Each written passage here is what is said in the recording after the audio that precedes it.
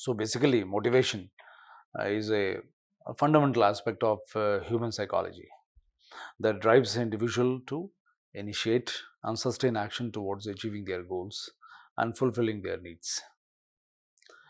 It serves as an engine that propels individuals to overcome obstacles, pursue opportunities, and strive for excellence in various domains of life, whether it is the pursuit of academic success, career advancement, personal growth, or physical fitness. Motivation underpins virtually every aspect of human behavior and performance. Motivation encompasses a complex interplay of internal and external factors that influence an individual's thoughts, emotions, and behaviors. These factors can range from intrinsic sources of motivation, such as personal interest, values, and aspirations, through extrinsic incentives such as rewards, recognition, social approval.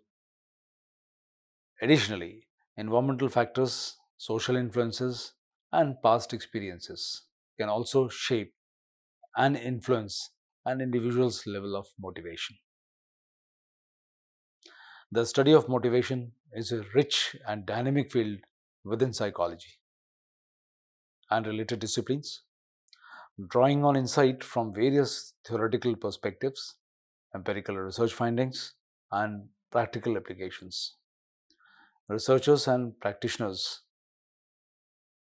seek to understand the underlying mechanism of motivation, identifying effective strategies for enhancing motivation, and explore its implication for individual and organizational success. Then we'll see some of the definitions of motivation. This Feldman defined motivation as the factors that direct and energize the behavior of human and other organism. Whereas Camero Premusic defines motivation as an internal state, dynamic rather than static in nature, that propels action, directs behavior, and is oriented towards satisfying both intrinsic and cultural needs and goals. Petrie in 1996 defines motivation as the process by which activities are started, directed, and continued so that physical or psychological needs or wants are met. Then we will see the components of motivation. The motivation is a driving force behind our actions. If we are not motivated, we will normally we don't enjoy doing any job. If we are motivated, then only things happen in life. Things happen in our day-to-day life. Otherwise, if you are not motivated, you will not have any ambition, no enthusiasm, no you can say no enjoyment in any activity or job. No, so motivation is always a driving force behind any of our actions, influencing why do we want we do, influencing why we do what we do. It encompasses various factors that initiate, guide, and sustain goal oriented behaviors. So, the three components of motivation, one is activation, number two is persistence, and third is intensity. We'll take it up one by one. Activation, this refers to the decision to initiate a behavior. So, you can say it is a spark that sets things in motion. Number two, persistence. This means even when obstacle arises, persistence keeps us moving towards our goal. So that becomes important here. That is a tenacity that propels us further or forward. The third component of motivation is intensity. This intensity relates to the level of effort and energy we invest in pursuing our objectives. And you can say it is a fire that fuels our action. Next, we will see why this motivation concept of motivation is important. So this concept of motivation is important for achieving goals, for productivity, for healthy and well-being, then resilience and happiness. These are the five important factors which decides the importance of motivation in our life. So motivation is basically crucial. Why it is crucial is because it acts as an engine, you can say, that propels us towards our goals and aspiration. And some of them are as follows. I told you, the number one is achieving goals. Motivation provides us the fuel needed to pursue and achieve our objectives, and without this we might lack the drive to take actions or overcome obstacles. So that becomes more important. If your students are motivated, your researchers are motivated, your teachers are motivated, definitely it will uh, give a better impact, you will get a better output. Otherwise, if you are doing anything half-heartedly, you are not motivated, so it will lead to the just reduced output, reduced. Even your researchers also will be not able to give the optimum output. Teachers also will not be able to give the optimum output. So what is more important is your employees, your staff, those who are working in the library, they should always remain motivated. So slowly, gradually, we'll look into the theories of motivation also. What are the theories of motivation and how it impacts our staff? So the human resource management, they have to look into the motivation aspect also. If your staff remains motivated, so you get 100%, and your objectives of the organization, that is fulfilled in without making any extra effort. But if they are not motivated, so ultimately, slowly, gradually, your staff becomes burden on the organization. So if you want that your staff should not be a burden for the organization, keep them motivated. So then only you will be in a position to getting optimum output from your staff as what human resource management practices should strategically deal with. So the first important thing I told you, there's achieving goal is always important. And if they are motivated, they will achieve their goal. They will overcome any obstacle. That is not an issue. Number two important thing is productivity.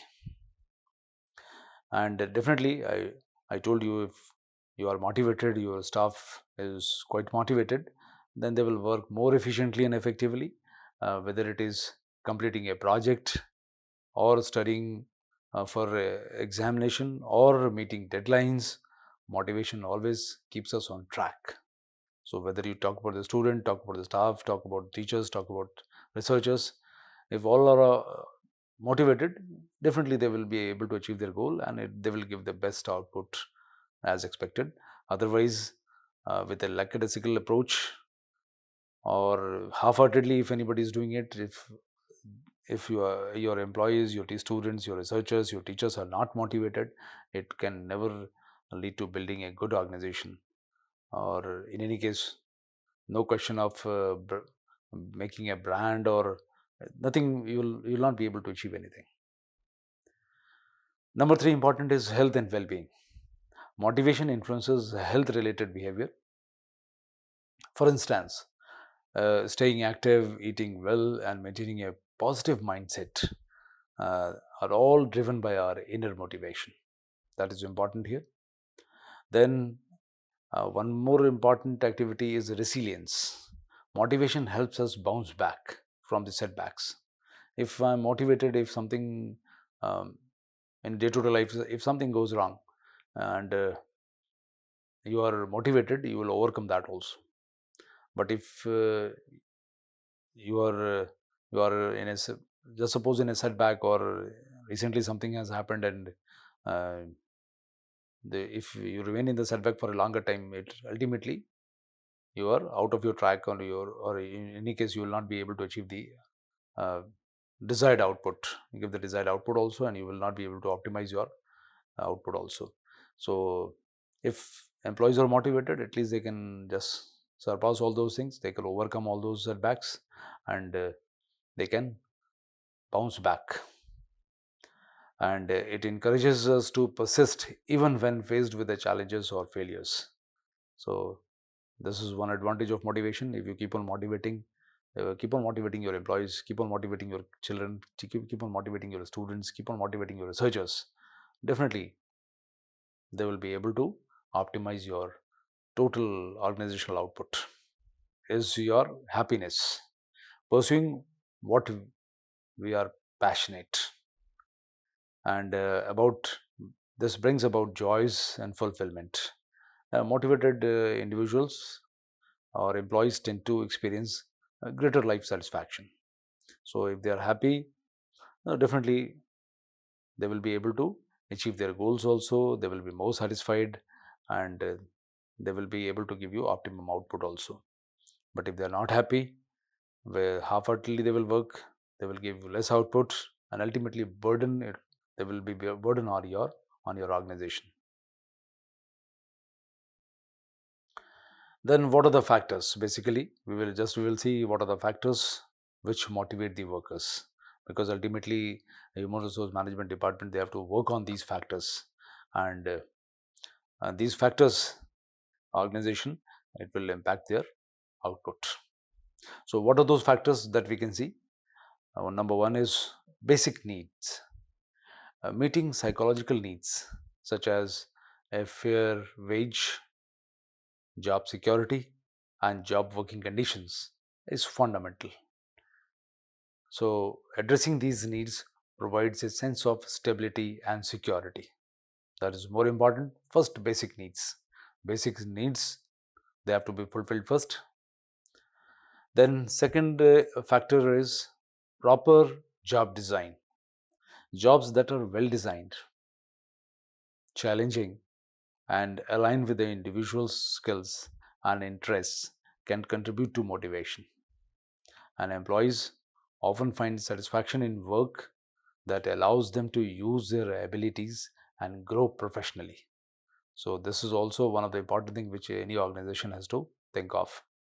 Means the design we should suit the candidate's skill and competency. And if just suppose the employee is competent and is skilled in some activity, and you are giving him giving some assignment or any job which is not as per his liking, not as per his taste, not as per the skills, not as per the competencies, then definitely it will be demotivating for the employees. Third important thing is proper placement. Placing individuals in roles that match their skill and competencies. Just now I said proper job design should be important, can enhance motivation. A good fit between the employee and the job can lead to higher job satisfaction and performance. Definitely, if the right person with the right skill is at a right place, he or she will give the optimum output, effective, you can say, performance. So, effective and efficient performance, most important thing is you have to place the employee at the right position. Then another factor which affects the worker, that is sense of freedom. Providing employees with the autonomy and decision making authority in their roles can foster a sense of freedom and ownership. Autonomy allows individuals to take initiative and feel more engaged in their work. So this is what should be. You should give them a free hand. You should try to give first to understand their skill. If they have a proper skill and they have the creativity, give them free hand. Let them work. Later on, you can see what is good and bad, and probably either through creativity or through their skill, maybe they will do a job in a different way and probably in a much better way. So you should give free hand to the new employees or to every employees in the organization, and let them work freely without having a set pattern that you don't define the pattern. Sometimes give them a free hand and see how things can change. So another important factor is opportunity for the participation and involving employees in decision making process and seeking their input on matters that affect their work can increase motivation. And participation fosters a sense of belongingness and empowerment. Whenever we have any activity, we try to, even at home also, we try to involve everyone, so that a feeling of belongingness is there, a feeling of participation is there. And if any employee for any activity is not involved, ignored, or not given due respect, so definitely what happens is he or she becomes isolated, and he feels that he is no more important in any organization. For decision making, only these employees are important, rest are not important. At least that should not happen in any organization. So try to have the approach which is more inclusive, and if you have that more inclusive approach, it gives uh, a feeling of a responsibility, sense of responsibility. And once they have the sense of responsibility and belongingness, definitely they will do it in, in the best possible way, or whatever caliber they have, whatever skill they have, they will try to outshine, and they will be able to perform much better. Then another factor is organizational culture. A positive and supportive organizational culture can play a crucial role in motivating employees. A culture that values collaboration. What is important here is, just see, collaboration is more important, innovation is more innovation, and open communication can contribute to a positive work environment. So at least everybody should be allowed to collaborate, innovate, and have an open communication uh, for the betterment of the organization. Then another factor is a sense of accomplishment. Recognizing and celebrating the achievement, both small and large, contributes to a sense of accomplishment. If any employee is able to achieve anything, it can be anything small, or it can be large also, try to celebrate that thing. And once you celebrate, it gives a motivation to the employee. If just suppose, what do you expect from a library assistant? But if he or she is able to do some task in a better way, try to appreciate it. Keep on appreciating, keep on rewarding, keep on celebrating their every achievement. It gives motivation to every employee. If you reward one, it becomes motivation factor for all the employees. And if you say a bad word for anyone, it becomes a negative thing for all the employees, those who are working in your organization. So you have to deal with the employees in such a manner that at least no one gets demotivated. They always remain motivated, do any activity which helps them in accomplishing their goals. And ultimately, when they are accomplishing their goals, it leads to the organization accomplishment of organizational goals also. Then another factor is concern about the welfare. Then demonstrating genuine concern for the well-being of the employees, both personally and professionally, can enhance motivation. Providing support during challenging times and offering work-life balance initiatives can contribute to a positive workplace. So this is also important. Just now I told you about the recognition and rewards is also an important factor here. Recognizing and rewarding employees for their contributions and achievements can be a powerful motivator. And this can include both formal rewards such as bonuses and promotions, and informal recognition like praises and appreciation that plays a major role for the for any organization. So that's human resource management practices, they should inculcate all these activities. So if they have this kind of culture, they have this kind of activities, your employees remain always motivated. Then another factor is opportunities for learning and growth. So every organization should provide opportunity for the skill development, training, and career advancement, which can motivate employees to invest in their personal and professional growth. The continuous learning contributes to a sense of progress. So your employees, those who are working under your control, they should always be sent for training or updating their knowledge. And once they keep on updating their knowledge, they will come back and they will give maximum to your organization. So you should always feel that, okay, your the people, those who are already working in your organization, they should be given chance to train, develop, and innovate. And then once they come with all training and then they are updated, then definitely our organization will be benefited. Another factor is fair and transparent policies. Ensuring that the policies related to promotion, performance, evaluation, rewards are fair and transparent. This helps in building trust and motivates the employees to strive for success. So if everything is transparent, people, all the employees, they feel happy about it, and they know that okay, the genuine person will be rewarded, genuine person will be appreciated, and the promotions will be given. So everybody, when you know that the things are fair, transparent, everybody will work for his or her own accomplishments. So you do your task, accomplish it, and get the due. So if this is a strategy, definitely that is going to be a motivating factor for all the employees within the organization. Another important factor is social and team dynamics. So what it means here is the positive relationship with the colleagues and a supportive team environment can contribute to motivation. And the team collaboration, or you can say the camaraderie and a sense of belongingness, are essential for the motivated workforce. Another important factor, which is very crucial, is job security. So, providing a sense of job security and stability can alleviate anxiety and contribute to employees' motivation. If every time the employee feels that he is going to be fired, or anytime there's a risk of losing the job, so his mental state will be always searching for a new job, or his mental state will be he knows that he is not stable, anytime he can be fired.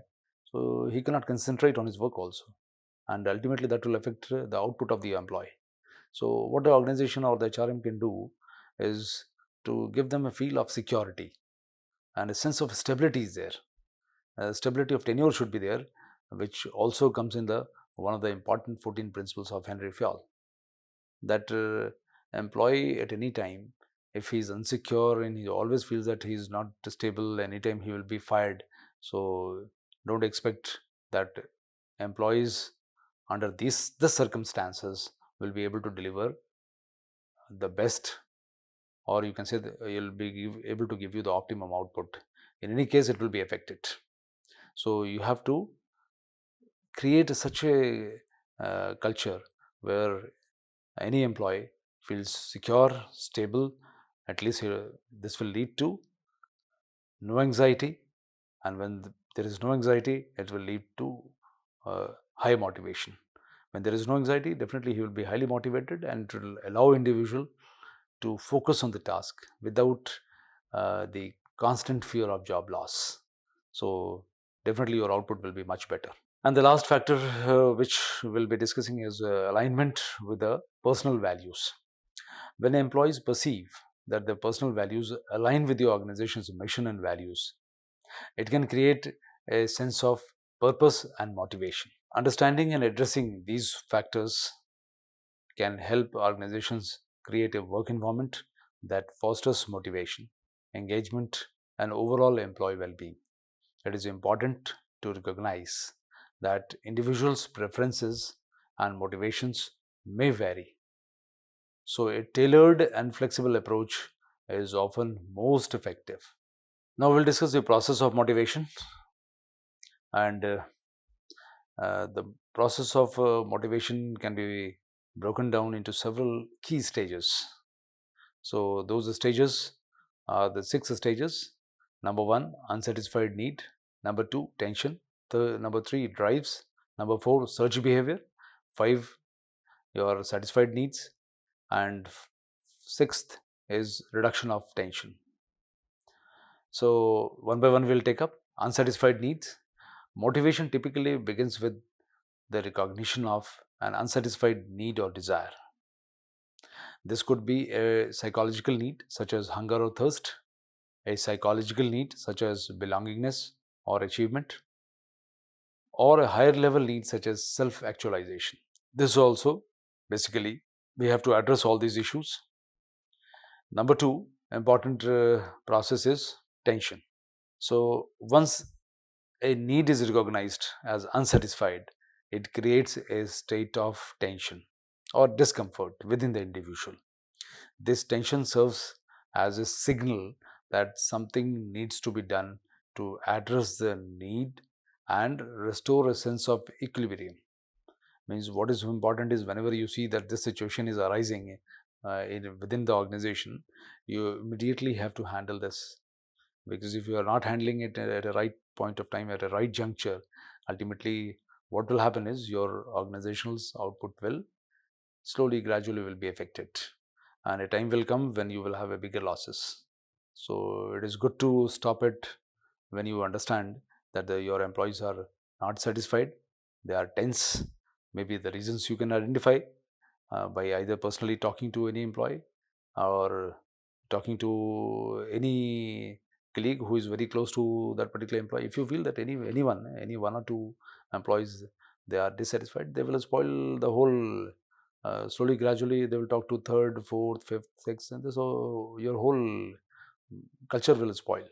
So, if somebody is unsatisfied, better to talk to the employee personally, find out the grievances, and immediately those grievances should be redressed.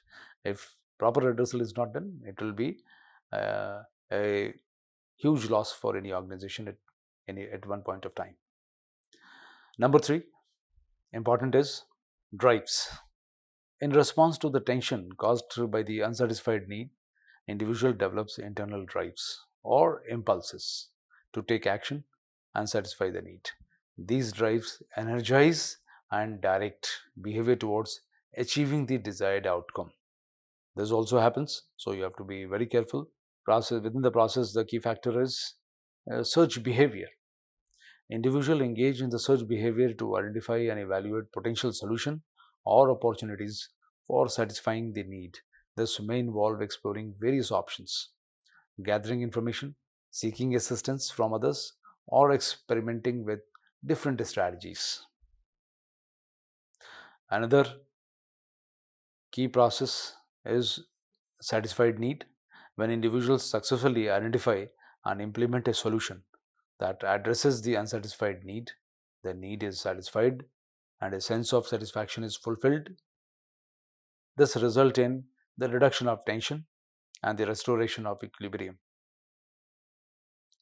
Then, reduction of tension with the satisfaction of the need, the tension or discomfort that was previously experienced is alleviated, leading to a state of relaxation or contentment. This reduction in tension reinforces the individual's behavior and serves as a reward for their efforts. So, overall, the process of motivation involves a dynamic interplay between internal needs, drives, behaviors, and outcomes. As individuals strive to address their needs and achieve desired outcomes, understanding this process can help individuals and organizations develop effective strategies for motivating behavior and promoting personal and organizational success. Now we will discuss the features of motivation. So, these are the five important features of motivation. Uh, One by one, we will discuss. The first important is motivation as an internal feeling. This basically highlights the psychological nature of motivation and emphasizes that it originates from within individuals. It is crucial to recognize that external factors can influence motivation, but ultimately, it is the internal feeling, needs, and desires that drive behavior. Second important feature of motivation is goal directed behavior. Motivation propels the individuals towards achieving their goals, both personal and organizational. Setting clear goals and providing incentive aligned with those goals can enhance motivation and performance. Third important feature, positive and negative motivation. Motivation can take both positive and negative forms. Positive motivation involves rewards and incentives, while negative motivation involves consequences or punishments. Employers must carefully balance both forms to foster a productive and supportive work environment. Another important feature is complexity of motivation. Human behavior is complex and influenced by various factors. Different individuals may respond differently to the same motivational strategies. Recognizing this complexity is essential for developing effective motivation techniques tailored to individual needs. And the last of all is continuous process. Motivation is not a one time event, but a continuous process. As individuals achieve one goal or satisfy one need, new goal and the new need emerges, leading to an ongoing cycle of motivation and action. Now, friends, we'll discuss types of motivation. We have these seven types of motivation. Number one, achievement motivation. Two, affiliation motivation. Three, competence motivation. Fourth, power motivation. Fifth, attitude motivation. Uh, Sixth, incentive motivation. And seventh is fear motivation. I'll talk to about all these seven one by one. So let's see what this achievement motivation is. This type of motivation drives individuals to pursue and attain goals for the sake of accomplishment itself, rather than for external rewards. It aligns with concept of continuous improvement as seen in the Kaizen approach of Japanese management. Number two, affiliation motivation. Affiliation motivation involves a drive to relate to others on social basis. Individuals with this motivation performs better when they receive positive feedback and recognition for their cooperation and favorable attitude towards others. Third type of motivation, competence motivation. This type of motivation is characterized by a drive to excel and be proficient at tasks. Individuals seek job mastery, take pride in their problem solving skills, and strive to be creative when faced with challenges. They view obstacles as opportunities for growth and learning. The next type is power motivation. Power motivation drives individuals to influence people and change situations. Those motivated by power seek to make an impact on their organization and are willing to take risk to achieve their objectives. Another type we have attitude motivation.